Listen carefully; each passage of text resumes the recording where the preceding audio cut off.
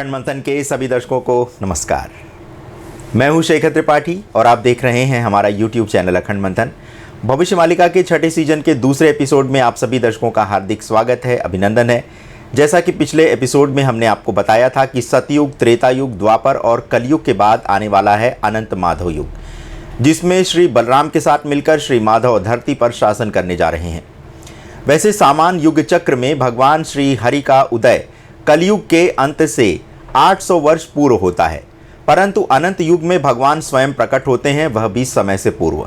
भगवान कल्कि का जन्म संभल नगर में ब्राह्मण परिवार में हुआ है। यहाँ आपको स्पष्ट करते चलें कि संभल किसी स्थान का नाम नहीं, बल्कि ये एक ऐसा नगर है जो अपने चारों तरफ संबल रखता है और इसे सभी दिशाओं से सुरक्षित किया गया है। वर्तमान समय में ये स्थान ओडिशा राज्य के श्री क्षेत्र अर्थात जगन्नाथ क्षेत्र में आता है। भगवान कल्कि के माता पिता, जो कि स्वयं माता देवकी एवं श्री वसुदेव हैं, उनका निधन भगवान कल्कि के जन्म के 1 वर्ष के भीतर ही हो चुका है। अब प्रश्न ये है कि कल्कि भगवान का पालन पोषण कौन कर रहा है? तो आपको बताते चलें कि उनका पालन पोषण स्वयं यशोदा माता और नंद बाबा ने किया था, एवं जब भगवान कल्कि 5 वर्ष के हुए तब वे श्रीधाम प्रस्थान कर चुके हैं गुप्त रूप से तपस्या करने के लिए। अब आपको बताते हैं कि ऐसे में कल्कि भगवान की शिक्षा दीक्षा कैसे हो रही है। तो भगवान माधव वन नामक स्थान पर रह रहे हैं और इस समय उनकी शिक्षा दीक्षा भगवान कल्कि की वो महर्षि मार्कंडेय, वेदव्यास, ऋषि वशिष्ठ द्वारा की जा रही है और इन्हीं के द्वारा उन्हें शास्त्र एवं शस्त्र की दीक्षा दी जा रही है। महर्षि अगस्त्य उन्हें अनेक विद्या प्रदान कर रहे हैं। भगवान के गुरु स्वयं भगवान परशुराम हैं। गुरु श्री परशुराम से भगवान कल्कि ने सुदर्शन चक्र और नंद की खड्ग अर्थात तलवार और सारण धनुष को चलाने का प्रशिक्षण प्राप्त किया है। श्री परशुराम ने ही उन्हें ये सभी अस्त्र शस्त्र विद्या प्रदान कर दी है।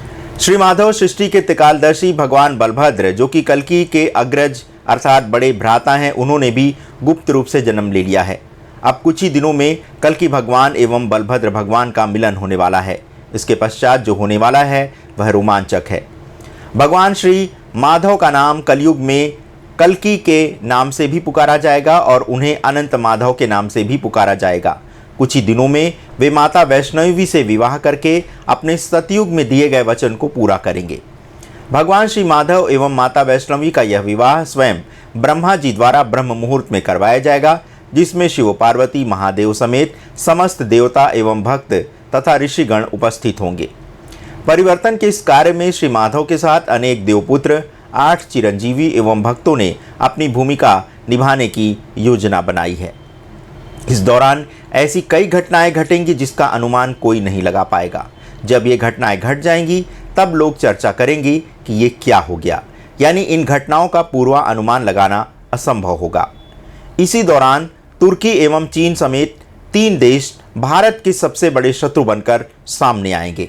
आप सोचिए कि जो भगवान इतने शक्तिशाली हैं, वे मात्र अपनी इच्छा मात्र से ही शत्रु देशों को जड़ से समाप्त कर सकते हैं, किंतु वे ऐसा नहीं करेंगे, अपितु विदेशों से युद्ध करने हेतु सबसे पहले वे 7 चिरंजीवियों की सहायता लेंगे, क्योंकि 28वें कलिकाल का विस्तार इतनी तीव्रता से हुआ है कि पृथ्वी पर निवास कर रही कई दिव्य विभूतियों ने समय से पहले ही पृथ्वी का त्याग कर दिया है।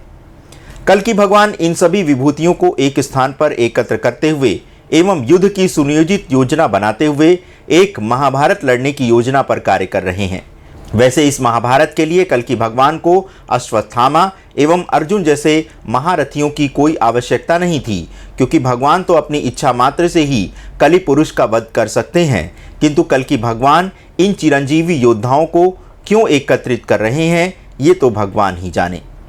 अब आपको इतना बता दें कि इस कलयुग में होने वाली महाभारत में गांडीवधारी अर्जुन अपने दिव्य अस्त्र शस्त्र से मात्र दूसरे देशों की सेनाओं से युद्ध ही नहीं करेंगे, बल्कि वे पाताल लोक से रावण के पुत्र मेघनाद के अधिकार वाली सेना से भी युद्ध करेंगे।